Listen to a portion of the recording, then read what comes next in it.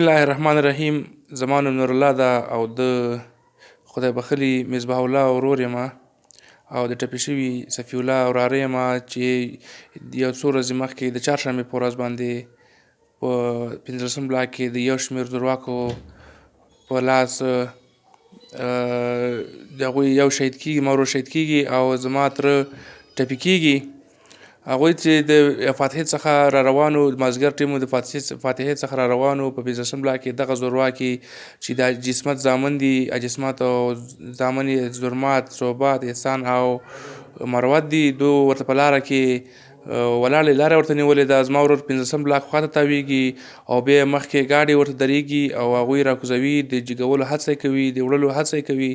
زما ورونه رور او تره مقاومت کوي او بیا هغه نه وروسته زرمت دي په دوی باندې فایر کوي او فایر په نتیجه کې بیا اول زما ورور ټپي کېږي، بیا وروسته هغه شهید کېږي او زما کاکا هغه ټپي ده، اوس هغه ټپي کېږي. بیا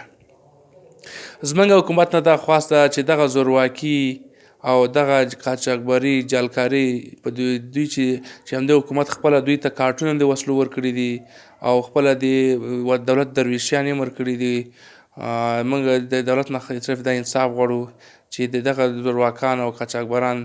ونیسي او د دولت منګولو ته یې وسپاري او هغوی د خپله سزا وګوري، د خپل قاتلین سزا وګوري او د دغه شهید وینې پوښتنه وشي، دوی نه تعقیب شي او دوی موږ ته د خپل انصاف راکړل شي. او دلته په کابل کې د ورځې ډېرې داسې پیښې کېږي چې شهیدان کېږي، چور کول کېږي، د هغوی اغلاوې کېږي، اختطاف کېږي. موږ دولت نه تخواست د ټولو پوښتنه دې وشي او دغه کسان چې بودخاک په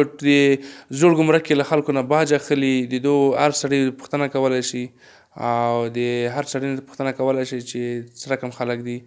او زورواکان، جعلکاري، قاچاقبري،